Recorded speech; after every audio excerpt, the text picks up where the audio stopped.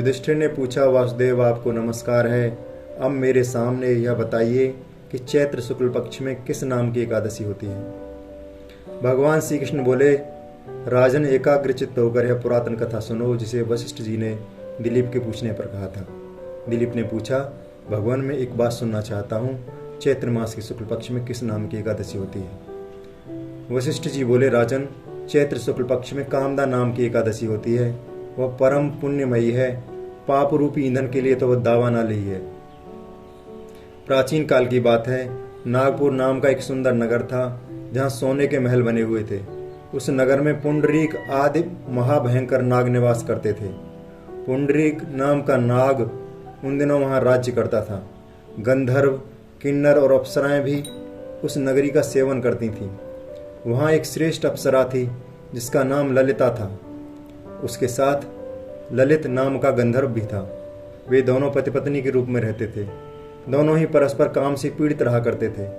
ललिता के हृदय में सदा पति की ही मूर्ति बसी रहती थी और ललित के हृदय में सुंदरी ललिता का नित्य निवास था। एक दिन की बात है, नागराज पुंडरीक सभा में बैठकर मनोरंजन कर रहा था।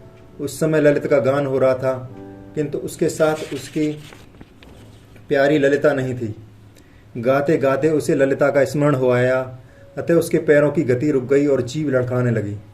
नागों में श्रेष्ठ करकोटक को ललित के मन का संताप ज्ञात हो गया, अतः उसने राजा पुंडरीक को उसके पैरों की गति रुकने एवं गान में त्रुटि होने की बात बता दी। करकोटक की यह बात सुनकर नागराज पुंडरीक की आंखें क्रोध से लाल हो गईं। उसने गाते हुए कामातुर ललित को शाप दिया, दुर्बुद्धे, तू मेरे सामने गान करते समय भी पत्नी के वशीभूत हो गया, इसलिए राक्षस हो जा। महाराज पुंडरीक के इतना कहते ही वह गंधर्व राक्षस हो गया। भयंकर मुख, विकराल आंखें और देखने मात्र से भय उपजाने वाला रूप, ऐसा राक्षस होकर वह कर्म का फल भोगने लगा। ललिता अपने पति की विकराल आकृति देखकर मन ही मन बहुत चिंतित हुई। भारी दुख से कष्ट पाने लगी। सोचने लगी, क्या करूं, कहाँ जाऊं, मेरे पति पाप से कष्ट पा रहे हैं। वह रोती हुई घने जंगलों में पति के पीछे पीछे घूमने लगी। वन में एक सुंदर आश्रम दिखाई दिया जहाँ एक शांत मुनि बैठे हुए थे। उनका किसी भी प्राणी के साथ वैर विरोध नहीं था। ललिता शीघ्रता के साथ वहां गई और मुनि को प्रणाम करके उनके सामने खड़ी हुई। मुनि बड़े दयालु थे। उस दुखनी को देखकर वे इस प्रकार बोले, सुबे, तुम कौन हो, कहाँ से आई हो, मेरे सामने सच सच बताओ। ललिता ने कहा, महामुने, वीर धनवा नाम के एक गंधर्व हैं। मैं उन्हीं महात्मा की पुत्री हूँ। मेरा नाम ललिता है। मेरे स्वामी अपने पाप दोष के कारण राक्षस हो गए हैं।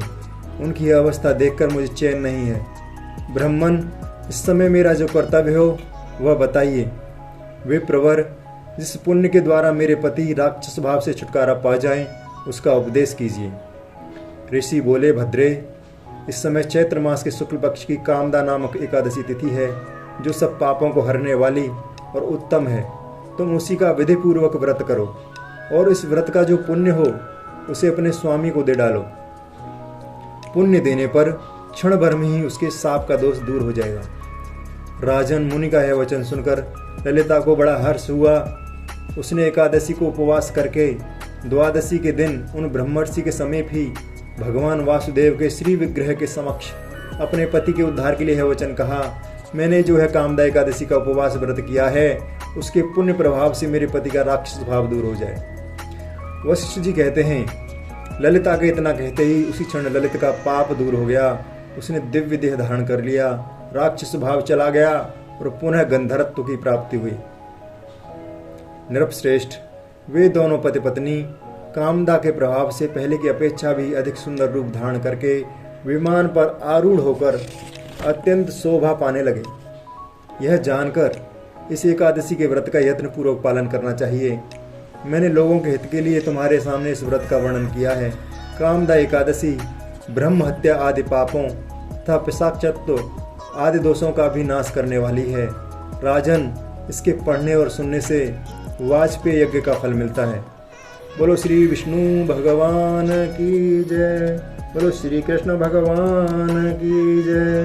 बोलो साचे दरबार की जय।